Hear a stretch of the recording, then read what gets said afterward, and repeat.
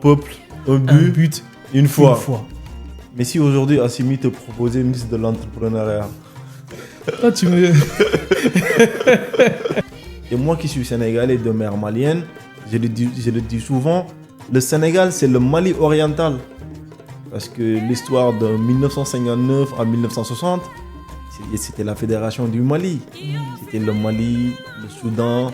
Moi, je me vois bien continuer à contribuer au développement. C'est-à-dire la formation, avoir 2 centres de formation, tu vois. Et je ne vais pas dire 30 entreprises, 40 entreprises, ce n'est pas le but. Même si moi, j'ai encore une entreprise qui en vit, alhamdoulilah. Tu vois ce que je veux dire? 12 novembre 2025, nous accueillons ce soir M. Sabile Diarra, un fier fils du Mali, entrepreneur et fondateur de l'entreprise DS Hydrocarbures. Bonsoir Sabile, Bonsoir Amadou. heureux de t'accueillir. Donc, comme tu l'as si bien dit, hein, Sabile Diarra, entrepreneur, depuis 5 ans au Mali. Voilà, donc j'ai vraiment toujours su que j'allais être entrepreneur. Voilà, parce que j'ai toujours aimé prendre des risques partout où je suis passé. Et partout où je suis passé, j'ai toujours, voilà, après 2, 3 ans, par exemple, en tant qu'employé dans les diverses entreprises où je suis passé, j'avais envie d'aller vite et je sentais que je pouvais faire les choses moi-même. Voilà. Donc aujourd'hui, très fier. Après quand même un parcours entrepreneurial en France, j'ai décidé donc de poursuivre les activités au Mali. D'où est venu ce déclic de te dire, vas-y, je me lance dans mon pays, j'investis. C'est une très bonne question.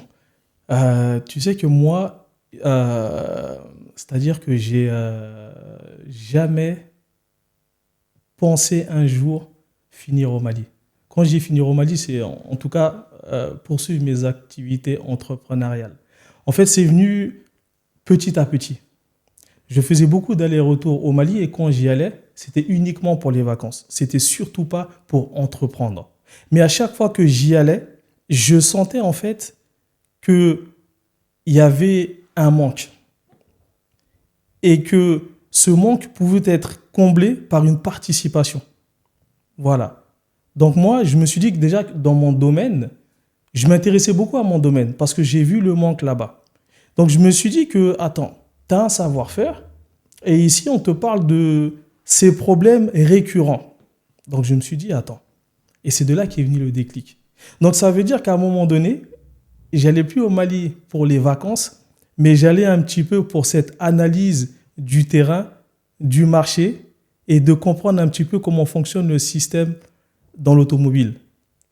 Et un jour, je me suis dit, non, ok, là, ça y est, c'est bon. Il y a quelque chose à faire. Je pourrais, à mon niveau, contribuer, voilà, à moderniser ce secteur. Donc vous avez senti qu'il y avait un besoin qui était là. Exactement. Donc ce besoin, vous vous êtes dit que vous aviez les capacités intellectuelles, le savoir-faire. C'est ça. Parce qu'il faut se dire la vérité, quand on est en Occident, on a quand même un temps d'avance sur les dernières technologies. Ouais. Par exemple, le Mali, c'est un pays quand même où il y a beaucoup de voitures et beaucoup de belles voitures, des voitures récentes. Mais la main-d'œuvre n'est pas forcément qualifiée Ouais. parce qu'on a quand même plus une formation à l'ancienne, qui À n'est pas l'image très de beaucoup moderne. de pays africains d'ailleurs. Voilà. Mais par contre, je reconnais que c'est des très bons mécaniciens. J'ai pu m'en rendre compte. Ouais. Mais quand il y avait, par exemple, un peu trop d'électronique, c'était compliqué. Et c'est là que je me suis dit, j'ai une carte à jouer, vu que moi, ce côté électronique, je le fais tous les jours. Donc, ça ne sera aucun problème pour moi. Je pourrais déjà venir m'installer et commencer les activités et répondre à la demande des clients. Et plus, apporter mon savoir-faire, c'est-à-dire faire de la transmission de compétences. Donc au début, c'était pas que la main-d'œuvre, elle n'était pas formée. Donc d'abord, il fallait transmettre cette formation au personnel sur place pour qu'il puisse s'activer afin de continuer l'activité. C'est exactement ça. Donc c'était d'abord la formation. C'était exactement ça. C'était d'abord la formation. Et ça, franchement, j'ai vraiment mis du temps. Voilà, j'ai passé beaucoup de temps avec mes équipes. Voilà, pour leur faire comprendre comment se passent certaines choses. Voilà, pour leur faire comprendre que... Parce que, En fait, si vous voulez, on va dire la mentalité malienne fait que, ok, moi j'ai cet acquis, j'ai pas besoin de savoir plus. Parce que moi, c'est ce que j'ai appris. Moi, je leur faisais comprendre qu'on peut aller beaucoup plus loin. Je dis parce que demain, si toi, tu apprends pas, il y a quelqu'un qui va venir à ta place, qui sait faire, qui va prendre ta place. Ouais. Donc moi, je leur ai fait comprendre aussi que, parce que là-bas, en fait, quand tu viens au Mali, il faut pas trop leur montrer que tu connais les choses mieux qu'eux. Tu leur fais comprendre qu'on est là pour avancer ensemble, faire profil bas, et que j'ai envie de t'aider à progresser. Parce qu'un jour, tu ne resteras pas avec moi. Ouais. Peut-être que tu partiras ailleurs, mais tu partiras avec quelque chose. Donc, j'ai passé du temps avec mon équipe pour bien les former. Et ça, c'est important. Parce que si tu as une équipe qui est bien formée, c'est derrière un service de qualité et c'est derrière des clients qui vont être satisfaits. Et c'est un business qui va pouvoir... OK. Maintenant, on va parler sur l'implantation de cette entreprise. On sait tous qu'en Afrique, que ce soit le Mali ou le Sénégal, l'aspect administratif, elle est assez lourde. Quand vous êtes arrivé sur place, que ce soit les déclarations, la reconnaissance, ça s'est passé comment? Franchement, moi-même, ça m'a étonné parce qu'on m'avait dit justement avant que j'implante mon entreprise au Mali que sur le côté administratif, ça allait être compliqué. On m'a dit que voilà, qu'il va falloir passer par des chemins où il va falloir peut-être donner quelque chose à... Voilà, on sait tous comment ça se passe. Il y a les codes. Mais franchement, ça s'est bien passé. Pourquoi? Parce que je me suis bien préparé en vérité. Le fait de savoir ça, j'ai préparé le terrain en amont. C'est-à-dire que je suis parti voir toutes les personnes susceptibles de pouvoir m'aider en ce sens et pour que ce soit simple. Tu vois? Ouais. Donc, ça veut dire qu'on m'a mis les bonnes personnes sur mon chemin. Et à ma grande surprise, tout ce qui était administratif, donc la création de société, les papiers, etc., vraiment, ça s'est bien passé. À mon niveau, franchement, ça s'est bien passé. Là où je sais que certains ont galéré. Okay. Mais encore une fois, c'est parce que je me suis bien préparé. En amont. Et voilà, je me suis bien préparé en amont. OK. Maintenant, est-ce que dans votre activité, c'est bien de l'hydrocarbure, c'est ça? Oui, alors, beaucoup me demandent... Hydrocarbures, vous travaillez dans le carburant. Parce que moi, c'est la première fois que je vois ce métier. Exactement. En fait, hydrocarbures, c'est quoi dans notre métier? Les hydrocarbures, c'est ce qu'on appelle les gaz imbrûlés, les HC. C'est-à-dire que le véhicule consomme du carburant. Il y a une partie qui est brûlée, qui part en gaz d'échappement, et il y a une partie qui va rester à l'intérieur du moteur, qui va s'accumuler et qui va créer des pannes. C'est ce qui fait de la fumée noire excessive, etc. Maintenant, nous, à la base, mon métier, c'est quoi?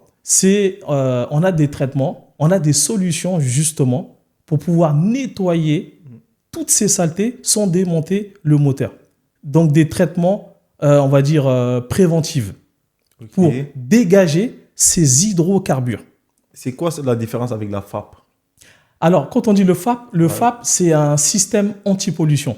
Donc c'est ce qu'on appelle le filtre à particules. Voilà, il y a plusieurs systèmes anti-pollution dans un véhicule. Donc, il y a le FAP et la vanne EGR. Donc, le FAP, lui, c'est quoi? Le FAP, lui, il va récupérer toutes les saletés en fait, que le moteur a produit dans un filtre. Mais avec le temps, ce filtre se bouche. Tu vois? Et c'est ce qui fait qu'après, le moteur respire mal. Tu vois? Et c'est ce qui crée des pannes pour la plupart du temps, en tout cas pour les véhicules diesel. OK. Maintenant, dans ce domaine, est-ce qu'à Bamako, aujourd'hui, vous avez des concurrents qui s'activent dans ce même secteur? Alors, franchement, je n'ai pas de concurrent direct. Voilà. C'est-à-dire que le domaine, on va dire, de la réparation automobile accuse un grand retard. Tu vois? On accuse un grand retard, ce qui fait que le marché n'est pas inondé. Par exemple, le décalaminage, ce qu'on propose... donc, c'est un appareil, je pense que sur les réseaux, pas mal l'ont vu. C'est un appareil vert. Donc, on appelle ça le décalaminage. Le décalaminage. Voilà. Le décalaminage permet de nettoyer l'intérieur du moteur, donc sans démontage. Et ça a pour but, justement, de dégager tous ces hydrocarbures. Et il n'y a que nous qui le faisons à Bamako aujourd'hui. D'ailleurs, c'est un acte qu'on va saluer parce que j'ai vu...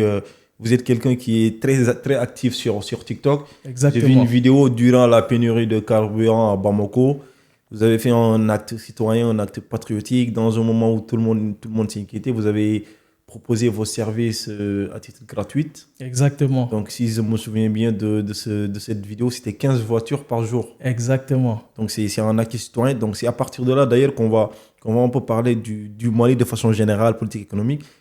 Est-ce qu'aujourd'hui, vous avez la main tendue de l'État malien par rapport à votre secteur, là où vous vous activez, mais surtout par rapport à vos activités citoyennes? Parce qu'on voit sur Twitter, vous faites appel aux fils et filles du Mali, de soutenir le Mali en ces périodes difficiles. Exactement. Parce que ça va faire maintenant 15 ans, depuis que ATT n'est plus au pouvoir, depuis 2012, que cette tension réside au Mali. Est-ce qu'aujourd'hui, vous avez le soutien de l'État malien, notamment s'il y a un ministère de l'entrepreneuriat ou s'il y a un ministère du commerce? Est-ce que l'État malien vous tend la main dans vos activités? C'est une bonne question. Et c'est vrai que je vais répondre avec des faits. On va dire quelques mois après avoir ouvert ma structure, j'étais au garage un jour et j'ai une personne qui vient me voir. Donc, c'est une personne qui travaillait pour le cabinet du ministre donc de l'entrepreneuriat national, de l'emploi et de la formation professionnelle. Donc, ils m'ont contacté, ils m'ont dit que voilà. Donc, vous allez bien, monsieur Diarra, donc vous allez avoir une visite donc du ministre qui souhaiterait venir vous visiter. Voilà, parce qu'on a appris qu'un jeune de la diaspora est venu au Mali donc pour ouvrir un garage et qui veut également participer dans la formation des jeunes. Donc moi, je croyais que c'était une blague au départ. On a dit donc, on va vous recontacter, on va envoyer une équipe de sécurité pour pouvoir un petit peu voir les lieux. Quelques jours après, ils sont venus donc voir les lieux jusqu'au jour J. Donc, et ce jour-là, ce n'était pas un ministre, c'est 2 ministres. Il y avait également le ministre en charge de la refondation de l'État qui était là. Donc c'était les grosses pointes de l'État, on va dire. Exactement, exactement. Et franchement, ce jour-là, ça m'a marqué, ça m'a fait plaisir. Vous êtes entre 2 cultures, vous êtes franco-malien. Ça vous a fait quoi d'avoir ces figures qui sont là? Il y a aussi un acte aussi de reconnaissance. Ça vous a fait quoi sur le coup avant de les voir? Franchement, j'étais tellement heureux et j'y croyais pas. Parce que jamais je l'aurais pensé. Parce que vous savez, en général, on dit que c'est dur un petit peu pour avoir accès aux ministres au Mali parce qu'ils sont très occupés, surtout avec les événements du moment. Actuel, Voilà, exactement. Donc franchement, quand j'ai su ça, comme je t'ai dit, je pensais déjà que c'était une blague. Mais quand j'ai vu que c'était du sérieux, j'étais tellement fier. C'était incroyable. Ça m'a donné de la force. Parce qu'en plus, ils sont venus à un moment où ça n'allait pas. On commençait à être plongé dans cette crise, on va dire, énergétique, où le moral, il n'était pas franchement au top. Et quand ils sont venus, regain d'énergie. En plus, ils m'ont parlé sincèrement. Donc vraiment, on est fiers de toi. On compte sur toi, mais également sur tous tes autres frères de la diaspora. Donc tu leur passeras ce message. Vous êtes pourvoyeur de création d'emplois. Vous pouvez participer à la formation des jeunes et on a besoin de vous. Et quand on te dit ça, non. Ça te booste, quoi. Ça te booste. Ça te donne une force incroyable. Donc, aujourd'hui, il y a peut-être des gens qui ne comprennent pas pourquoi je soutiens, mais on m'a apporté un soutien. Et en plus, quelques semaines après, j'ai eu des véhicules. Ils m'ont apporté des véhicules. Des véhicules de l'État. Des véhicules de l'État, exactement. Donc, tu as pu avoir des marchés de l'État. En fait, je n'ai pas eu de marché. Je ne vais pas mentir en disant que j'ai des marchés. Je n'ai pas eu de marché parce qu'au départ, tu sais, ça se fait doucement. Ils ont déjà leur garage qui sont en place. Ils ont déjà un système qui est en place. Mais ils m'ont dit qu'on pensera à toi. Ils m'ont envoyé quelques véhicules. Mais moi, déjà, ces quelques véhicules, personnellement, pour moi, c'est beaucoup. Parce que je ne m'attendais pas justement à cette visite et à ces choses-là aussitôt. Donc, franchement, je n'ai pas eu de marché. Mais déjà, ce qu'ils ont fait, c'est beaucoup. D'avoir 2 ministres, c'est passé sur ORTM, c'est passé sur toutes les chaînes nationales. Et d'ailleurs, ça a boosté mon business. Ça a donné un peu plus de force à mon business, de la crédibilité. Et franchement, je ne peux pas rêver mieux. Aujourd'hui, le personnel dans votre entreprise, ils sont combien? Alors, j'ai 5 personnes aujourd'hui. Voilà. Donc, j'ai électricien, donc, avec des mécaniciens. Et dans cette équipe, il y a également donc, des jeunes que j'ai récupérés dans des centres de formation. Voilà. Parce qu'avant on va dire, d'ouvrir mon garage, j'ai fait beaucoup de centres de formation pour voir un petit peu comment ça se passait, on va dire au niveau des programmes, où ils en étaient. Et je me suis dit un jour, je reviendrai quand j'ouvrirai mon garage et je prendrai des jeunes en stage pour essayer de leur apporter ce qui leur manque et pour contribuer. Il y avait 2, on va dire, stagiaires qui m'ont vraiment plu. Ouais. Je les ai gardés, ils font partie de mon équipe. Donc là, aujourd'hui, c'est des salariés à durée indéterminée ou c'est des CDD? Non, c'est des salariés à durée indéterminée, ils sont là. Et je continue à faire des roulements, donc des périodes de stage sur des élèves, quoi, okay. Avec des élèves. Bon, Sabili, on va parler Wari. Ok. On va parler argent. Tout entrepreneur, aussi patriotique que tu puisses être, on peut aimer son pays et tout. Mais il n'y a pas mieux que d'investir son argent dans un secteur ou dans son pays et derrière aussi avoir une certaine rentabilité. Exactement. On sait tous aujourd'hui, on ne va pas être exigeant de ce côté-là. J'espère que votre comptable ne l'est pas non plus. Bien sûr. Le Mali traverse ce contexte, il est extrêmement difficile. Et le Mali, j'ai souvent envie de le rappeler, c'est l'une des peuples les plus résilients au monde. Exactement. Donc, c'est un grand peuple. C'est l'ancien empire du Mali. Donc, voilà. Ouais. Aujourd'hui, est-ce que vos activités, vous parvenez à vous en sortir financièrement? Alors, pour vous dire, franchement, ça avait bien commencé. Ça avait bien commencé, pourquoi? Parce que l'activité, déjà, dans le secteur automobile, voilà, quand on ouvre un garage, c'est une activité qui répond à un besoin. Il y a énormément de voitures. Tout le monde a besoin de sa voiture pour aller travailler. Et là où j'ai été surpris et où j'ai été étonné, c'est que c'est vrai que le portefeuille, quand même, on sait très bien du Malien, en général, voilà, c'est pas comme les autres pays où... Mais j'ai trouvé que le Malien est payeur. J'étais très étonné. C'est un bon payeur. C'est un très bon payeur, le Malien. Un très, très bon payeur, là, en me disant, oui, mais... On me disait, mais ils n'ont pas d'argent pour pouvoir faire telle réparation parce que c'est compliqué. Moi, j'étais surpris. Et je trouvais justement que les expatriés, la diaspora, c'était eux qui avaient un peu traîner plus... les pieds, qui traînaient un peu plus les pieds. Donc vraiment, ce sont des bons payeurs. Maintenant, forcément, avec la crise, le portefeuille du Malien est réduit. Le pouvoir d'achat. Voilà, le pouvoir d'achat, exactement, forcément. Parce qu'aujourd'hui, on va plus penser à manger qu'à dépenser sur sa voiture. Et même si on va dépenser sur sa voiture, au lieu d'aller chez DS Hydrocarbures, eh bien là, on ira... c'est le garage d'à côté, quoi. Chez le garage d'à côté, au bord du goudron, et puis on va limiter. Mais, heureusement que quand même, il y a quelques collaborations avec certaines entreprises qui font que ça permet quand même de garder un certain cap. Voilà. Mais je ne cache pas que c'était très difficile. C'était très, très, très difficile. Franchement. Parce que, en vérité, je sors d'un gros investissement où j'ai pratiquement tout mis. J'ai pratiquement tout mis parce que moi, quand je fais quelque chose, j'aime pas faire les choses à moitié. Et ce projet, j'y ai cru. Je l'ai longtemps pensé. J'y ai cru. Donc, j'ai tout mis. C'est-à-dire que moi, je partais pour que ça marche. Je partais pour gagner. C'était à fonds propres ou vous avez l'accompagnement de structures financières? Fonds propres et aide de ma famille. Voilà. Ma famille m'a aidé.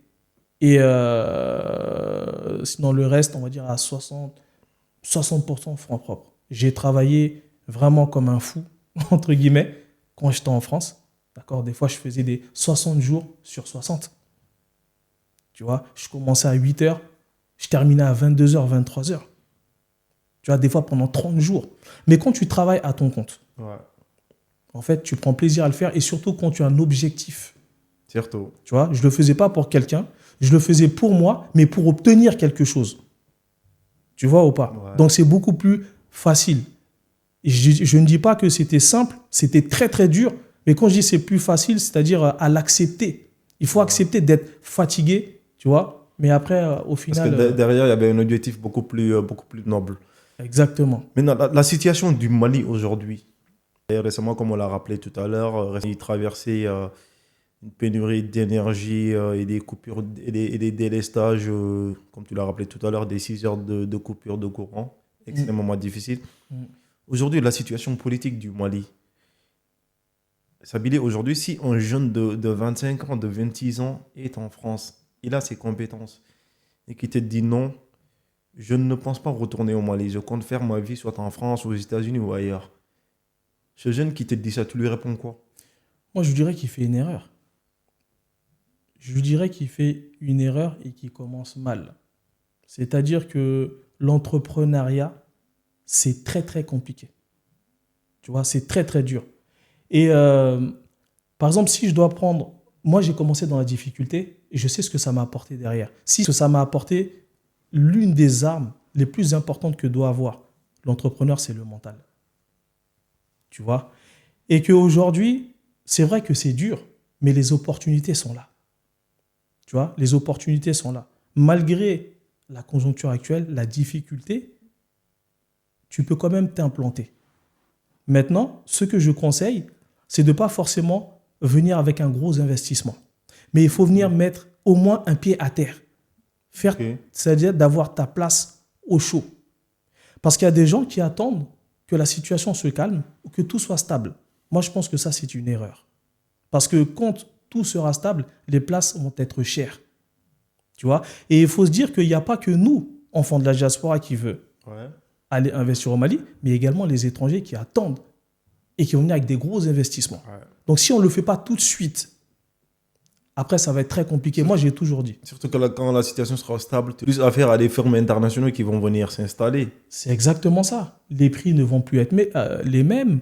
Le marché va commencer à être inondé. C'est comme par exemple la restauration. Je sais qu'il y a beaucoup de gens qui veulent ouvrir des restaurants. Pourquoi? Parce que c'est vrai qu'il y avait un gros manque. Mais aujourd'hui, ça commence à être saturé. Aujourd'hui, la personne qui veut venir ouvrir un garage à Bamako, il faut qu'elle mette le paquet. Avant, tu pouvais te dire, oui, ok, je viens avec 5 000 euros. Là, non, c'est fini. Aujourd'hui, le standing est très élevé. La barre est très, très, très, très haute à Bamako aujourd'hui. Et l'attente clientèle, elle est élevée. Exactement. L'attente clientèle aussi, elle est élevée parce qu'aujourd'hui, le Malien voyage. Le Malien va à Dubaï, va aux États-Unis, va en France. Et il y a des Maliens qui ont les moyens et qui vont dans des gros restaurants. Donc, quand ils viennent, ils rentrent au Mali. Et quand ils voient qu'ils ont à peu près le même standing, ils sont contents. Tu vois? Et aujourd'hui, ils savent dire ça c'est bon, ça c'est pas bon. Parce qu'aujourd'hui, ils connaissent la qualité. Avant, le Malien ne connaissait pas forcément la qualité parce que sur le terrain, il n'y a pas de qualité. Mais aujourd'hui, par exemple, tu es obligé de faire attention à ce paramètre-là. Vous, votre clientèle, c'est quoi? C'est le Malien moyen, modeste? Franchement, il y a de tout. Parce que j'ai essayé de faire en sorte... Parce qu'en fait, quand tu viens et que tu entreprends au Mali, il ne faut pas viser. Parce qu'on a souvent, c'est vrai, cette tendance à dire on va viser les riches, par exemple. Mais c'est une grosse erreur. Au Mali, il y a plus de pauvres que des riches. Vaut mieux avoir 1000 pauvres à un petit prix que 100 riches avec un gros prix. Diversifier sa cible. Exactement. En fait, il faut essayer de viser tout le monde. C'est comme, par exemple, la boulangerie.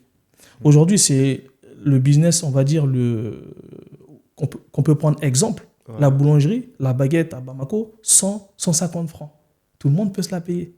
Et tout le monde se rejoint à une certaine heure, riche, pauvre. Tout le monde la consomme chaque jour. Tout le monde la consomme et au même endroit.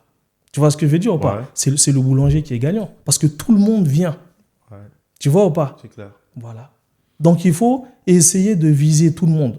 Et d'arrêter, surtout pour nous, enfants de la diaspora, de se dire, OK, on vise les riches. Il n'y a plus d'argent au Mali. Tu vas être déçu. Alors, à chaque sortie d'Assimi, il fait appel à les fils du Mali, de la diaspora, soutenez votre pays. Aujourd'hui, c'est quoi l'apport de la diaspora malienne en France, surtout au Mali? Parce que moi, j'ai l'habitude de dire souvent aux gens, l'engagement que tu as de ton pays, ce n'est pas seulement les Western Union que tu envoies ou les MoneyGram que tu envoies. Ça, c'est bien. Tu soutiens ta famille. En soutenant ta famille, peut-être tu soutiens une soeur ou un frère qui, quand il sort, il dépense. Et en dépensant, il participe à l'économie du pays. Personne n'est apolitique. Si tu ne fais pas de la politique te fera. Parce que les décisions qui vont influencer ta vie, qui vont influencer l'éducation de tes enfants, c'est les politiciens qui vont les prendre. Donc aujourd'hui, toi, est-ce que tu penses que la diaspora malienne, il doit aller au-delà de cet apport financier, c'est-à-dire poser des actes forts, que ce soit par le discours, par l'image, par l'investissement? Franchement, il y a de tout. Parce que j'ai essayé de faire en sorte, parce qu'en fait, quand tu viens et que tu entreprends au Mali, il ne faut pas viser. Parce qu'on a souvent, c'est vrai, cette tendance à dire on va viser les riches. Il n'y a plus d'argent au Mali. Aujourd'hui, c'est le business, on va dire, qu'on peut prendre exemple. La boulangerie. l'impact de cette diaspora aujourd'hui malienne en France, t'en penses quoi? Je pense que justement, on doit avoir beaucoup plus que d'envoyer de l'argent. On doit être des vrais acteurs du développement du Mali aujourd'hui. Tu vois? C'est comme par exemple quelqu'un qui vient au Mali et qui ouvre une entreprise. Ok, elle va créer de l'emploi, mais ça doit pas être, ça doit pas se limiter à ça. Donc, tu viens créer de l'emploi, ok, mais derrière ton impact, il faut que tu sois une vraie valeur ajoutée. Par exemple, former. Tu vois ce que je veux dire? Accompagner. Il ne faut pas se dire que tu prends un employé, que tu lui donnes du travail et que c'est fini. Essaie de l'accompagner en tant qu'homme, tu vois, et surtout essayer de faire en sorte d'accompagner cette équipe pour les rendre meilleurs.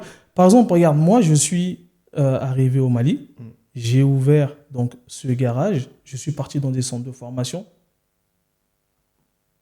Je prends donc des jeunes en roulement et mon prochain objectif, c'est d'ouvrir un centre de formation.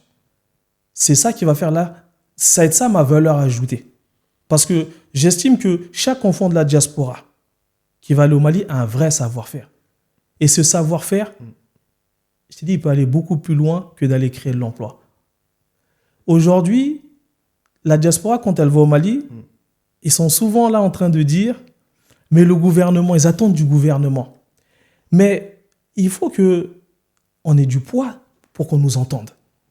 Aujourd'hui, moi, je peux dire qu'on n'a pas forcément beaucoup de poids dans l'économie malienne. Ceux qui ont de l'économie, qui ont du poids dans l'économie malienne, c'est les Maliens qui sont en place et qui ont des grosses entreprises, 50, 100 employés. Là, oui. Donc, il faut qu'on continue à venir en masse avec des vrais projets.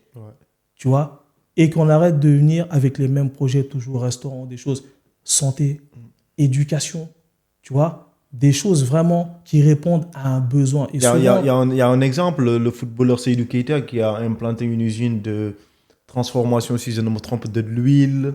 Effectivement, c'est très très bien. C'est super ce qu'il a fait. Ça, c'est une vraie valeur ajoutée au pays, tu vois.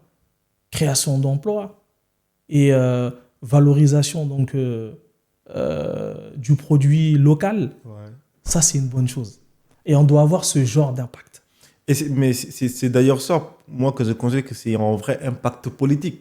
Tu sais, la politique, ce n'est pas aller dans un territoire réclamer une mairie ou réclamer une collectivité territoriale. L'idée, c'est vraiment d'impacter. Donc toi, aujourd'hui, tu es un exemple patent.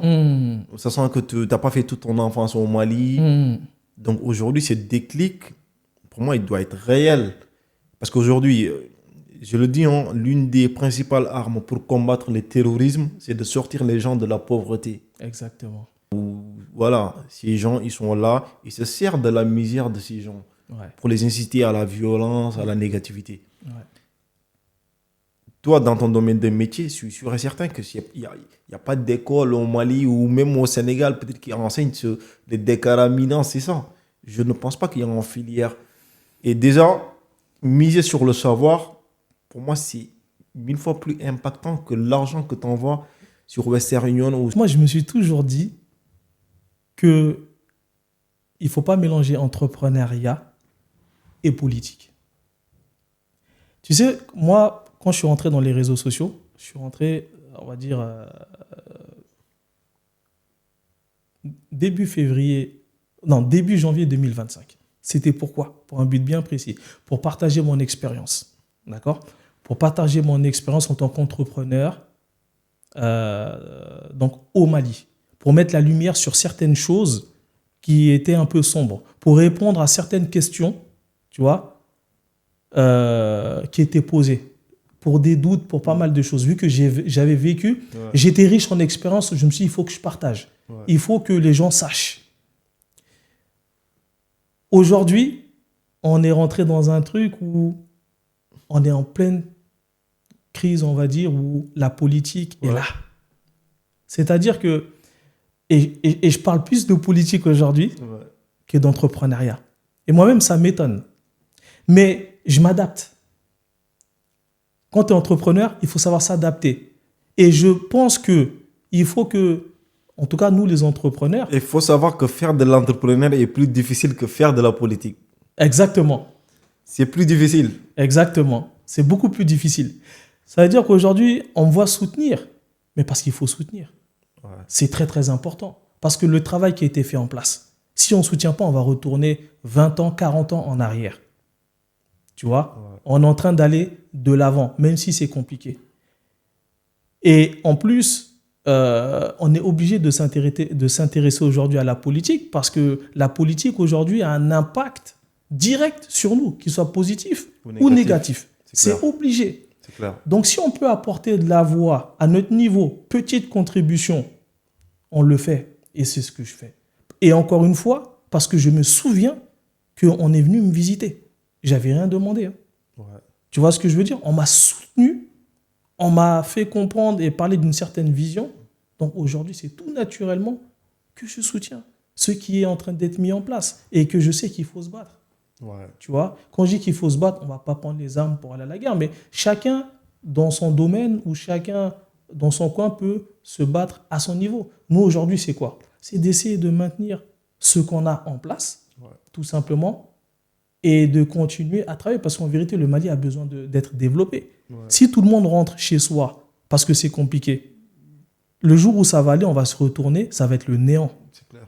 Tu vois ce que je veux dire ou pas? Il faut que quand les choses se terminent, qu'on voit que quand même le Mali a tenu. On voit aujourd'hui que malgré tout ce qui se passe, regarde, il n'y a pas longtemps, inauguration de la deuxième mine de lithium. De lithium. Tu vois? J'ai vu ça, ouais. Voilà, il y a 2 jours également, Aussi le pose centre de la hospitalier, première c'est pierre, ça? exactement, du projet de 15 hôpitaux, on va dire, ultra modernes. Donc, Assimi est en train de poser des actes forts. Exactement, malgré la crise. Donc, hier a commencé le BAMEX, tu vois. Le BAMEX, ça consiste à quoi? En fait, c'est un événement, si tu veux, comment dire, c'est le premier salon de l'armement, en fait, de l'Afrique de l'Ouest. Voilà. En fait, c'est pour faire valoir et pour mettre en avant tout ce qui est dans l'armement de demain. Voilà, pour l'Afrique. Tu vois, c'était en participation avec la Turquie. Il y a eu beaucoup de pays qui a été invités. Et ça, c'est un signe fort qu'a envoyé le Mali. Bien sûr. C'est un gros message. Et franchement, ça montre que malgré les difficultés, on essaie quand même de mettre des choses en place et qu'on continue d'avancer. Exactement. Maintenant, les fils et filles maliens doivent savoir ça. En fait, la bataille, c'est comme tu l'as rappelé tout à l'heure, c'est pas prendre des armes, c'est pas prendre un Kalachnikov, non. La bataille, elle est dans la sensibilisation. La bataille, elle est dans le savoir.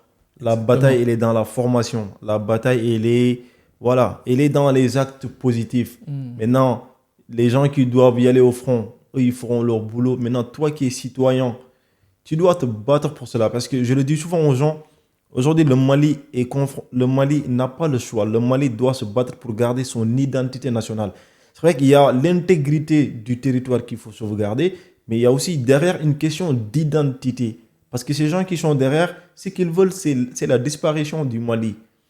Et moi qui suis sénégalais de mère malienne, je le dis souvent, le Sénégal, c'est le Mali oriental. Parce que l'histoire de 1959 à 1960, c'était la fédération du Mali. C'était le Mali, le Soudan, le Dahomey, Modibo Keïta. Son palais, c'était à Dakar. Exactement. Le Sénégal faisait partie du Mali. Donc, ces grands pays, c'est une question de survie et d'identité nationale qu'il faut conserver. Maintenant, moi, ce que j'ai envie de savoir, est-ce qu'il t'arrive des jeunes Maliens qui sont ici en France, qui t'appellent, qui te disent « Sabili, moi, je te vois comme un modèle, j'aimerais faire comme toi ». Est-ce que tu as ces appels de fils et filles maliens ici qui veulent retourner ou qui veulent investir comme toi au Mali? Bien sûr, beaucoup. Il y en a beaucoup. Et surtout que, tu sais, c'est vrai que ça peut paraître rare de voir un jeune qui a grandi ici, qui aime tellement son pays et qui a décidé donc d'aller entreprendre au pays. C'est-à-dire que, tu sais, on va dire ce Back to Africa, depuis 2-3 ans, ça est là. Mais les gens ne savent pas comment et par où commencer. et sur qui s'appuyer. Ils sont un peu perdus. Voilà, ils sont un peu perdus. C'est pour ça que quand j'ai dit que moi, je suis rentré dans les réseaux, c'était avec un objectif bien précis, pour leur montrer également que si moi, je l'ai fait, vous aussi, vous pouvez le faire. Tu vois? Ouais. Et je veux pas que les gens ils me voient comme si j'étais quelqu'un, c'est-à-dire de différent. C'est juste que j'ai commencé avant vous. C'est juste ça. C'est juste que j'ai pris mon courage à deux mains, parce qu'on va pas se mentir, il faut du courage. Et ce qui manque à la diaspora, c'est un peu de courage. Tu as envie de prendre des risques. Exactement. Parce qu'il y en a beaucoup, justement, c'est intéressant ce que tu me dis, risque. Parce qu'il y a des gens qui me disent, oui, mais moi, j'ai ça. Oui, moi, j'ai mon travail. Je dis, moi, j'étais dans la même situation que toi. J'avais mon travail, il fallait que je fasse un choix. J'avais pas d'argent, donc qu'est-ce que j'ai fait? J'ai quitté mon emploi et j'ai travaillé à mon compte. Parce que quand je travaillais à mon compte, parfois, en une semaine, je pouvais faire mon salaire d'un mois. Tu vois ce que je veux dire ou pas? Ouais. Donc, et ça m'a permis... C'est un sacrifice. Exactement. C'est-à-dire que quand je suis parti et que je me suis lancé à mon compte, j'étais dans le flou total. Mais j'ai préparé le terrain bien avant. Ouais. Et surtout, j'ai cru en moi. J'ai cru en ce que je faisais. Et je suis parti. Parce qu'après, il n'y a plus de marche arrière. Une fois que tu le fais, après, c'est pour y aller. Ouais. Et moi, je suis parti de l'avant tout le temps. En ayant les difficultés que j'ai eues, mais je suis allé, j'ai pris des risques. En quittant le confort. Tout simplement. En quittant le confort. Ça, en fait, tu es obligé. Tu es obligé. Tu vois, et il y a beaucoup de personnes en qui je me vois qui me disaient que voilà, j'ai mon travail, oui, mais j'ai ma femme, mais j'ai mes enfants. C'est vrai que c'est des choses qu'il faut prendre en compte. Mais quoi qu'il arrive, à un moment donné, tu seras obligé de prendre un risque si tu veux aller de l'autre côté. Ça, il n'y a pas le choix. Déjà, je parlais du Mali. J'aimerais bien déjà qu'il y ait la paix. D'accord? Dans un premier temps, j'aimerais bien que le Mali profite de toutes ses richesses. Tu vois? Parce qu'aujourd'hui, le Mali, comme on dit à chaque fois, c'est un pays qui est riche, mais la population est pauvre. Mais toutes ces années, le Mali n'a pas bénéficié de ces richesses. Et c'est pour ça qu'on voit que le pays est en retard au niveau des infrastructures, au niveau du transport, au niveau de plein de choses.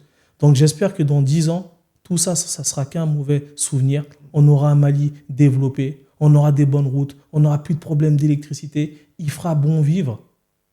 Tu vois? Ça, dans un premier temps. Après, moi, je me vois bien continuer à contribuer au développement. C'est-à-dire la formation, avoir 1-2 centres de formation, tu vois. Et je ne vais pas dire 30 entreprises, 40 entreprises, ce n'est pas le but. Même si moi, j'ai encore une entreprise qui en vit, alhamdoulilah. Tu vois ce que je veux dire? Ouais. Mais j'aimerais bien contribuer vraiment et sincèrement à la formation des jeunes. Parce que c'est de ça dont on a besoin aujourd'hui. Parce que quand on dit le Mali de demain, c'est les enfants. Le Mali il ne se développera pas sans la jeunesse. Mais aujourd'hui, on sait que la jeunesse n'est pas forcément employable. Elle n'est pas formée. Elle n'est pas prête à prendre les rênes de ce Mali nouveau, comme on dit Mali Koura. Ouais. Il faut qu'on s'occupe des jeunes. C'est très, très, très important. Le savoir d'abord. Mais si aujourd'hui, Assimi te proposait ministre de l'entrepreneuriat. Toi, tu me... Franchement, la vérité, j'accepterais pas. Mais par contre, si on me dit de contribuer... Ben regarde, tu sais, il y a eu un événement il y a quelques mois à Bamako. Donc ça s'appelait... excuse-moi, j'ai perdu de tête comme ça là ici à l'instant T. Mais en gros, c'était un programme qui visait donc à mettre les compétences de la diaspora au service de la jeunesse. C'est un programme qui avait été lancé à Bamako devant donc des ministres. Il y avait le grand Abdoulaye Diop et d'autres. Ministre des Affaires étrangères. Ouais, exactement. Et donc moi, on m'a demandé de participer à cet événement dans le panel et de partager mon parcours d'entrepreneur et de dire ce que je pense du programme. J'ai accepté direct parce que cette initiative, elle est magnifique. Ouais. Tu vois, elle est magnifique de dire que... Parce que le truc, c'est quoi? C'est qu'avant, on faisait appel aux étrangers, beaucoup, pour venir former la jeunesse. Ouais. Mais il faut que ce soit là les Maliens qui forment. Bien sûr. Tu vois, parce qu'on a un savoir-faire. Comme je dis, on vient sur le terrain créer de l'emploi, mais derrière, si on peut apporter autre chose. Donc franchement, non, j'accepterai pas parce que franchement, je reste quand même dans mes convictions de dire que il faut pas mélanger les deux. Mais par contre, si je peux être un soutien, un appui, apporter des idées, contribuer, je serai autour. Ça, il n'y a aucun problème. Donc là, pour l'instant, tu préfères rester dans les rouages d'impacter dans que ce soit des actes citoyens ou dans l'entrepreneuriat. Voilà, Mais exactement. pour un poste ministériel, Non. mais l'avenir, Bon, toi, tu me chatouilles, toi. Hors caméra, on va... peut-être Assimi m'a envoyé un message. On sait jamais. Hein. Mais ouais, moi je dis, ton savoir-faire, Ouais. ton expérience, d'aimer. Si Assimi fait appel à toi, c'est pas Assimi qui fait appel à toi. C'est par la voix d'Assimi que le Mali fait appel à toi. Tu as vu? Donc ce savoir-faire, aujourd'hui, il y a des incompétents au sein du gouvernement, que ce soit le ministère du Travail ou de l'entrepreneuriat. Mais si aujourd'hui ils font appel à toi, n'hésite pas, vas-y. Parce que on a une personne assez talentueuse, parfois tu peux être victime du syndrome, il y a un syndrome là, du syndrome d'imposteur, alors qu'en réalité, tu as un impact que tu sous-estimes. Donc ça, il ne faut jamais le sous-estimer. Alors, lance un message à tout le peuple malien de la France, de Bamako, et puis quel message lancerais-tu si tu devais lancer un message? Si je devais lancer un message, ben, franchement, c'est de continuer à rester unis. Parce que la force du Mali, c'est son peuple. Et si je te dis ça, je sais pourquoi je te dis ça. Quand j'ai commencé l'entrepreneuriat, j'ai commencé, comme je t'ai dit, dans les plus mauvaises conditions, dans les plus mauvaises périodes. Pendant ma préparation sur place, quelques semaines avant l'ouverture, quelques mois, embargo. Ah ouais. Tu vois, directement. Mes affaires qui étaient bloquées à la douane, etc. Après, derrière, crise énergétique. J'ai tout vécu. Et j'ai vu un peuple qui était résilient. J'ai vu un peuple qui était uni, debout, fort, comme si rien ne se passait. Et j'ai oublié l'embargo aussi de la CEDEAO. Parce que quand ils nous ont fermé les portes, c'était très compliqué. Ouais. Il y avait même, au départ, on parlait de certaines denrées alimentaires et des médicaments qui ne rentraient pas. Ouais. Mais j'ai vu un peuple toujours debout. Donc, le message, moi, que j'ai lancé, restez toujours unis. Restons toujours unis. C'est ça qui va faire qu'on va se relever de cette situation. Vraiment. Comme on dit, un peuple, un but, une foi. Une fois. Vous savez, c'était un plaisir d'échanger avec toi. Plaisir partagé. Et bonne fin de soirée.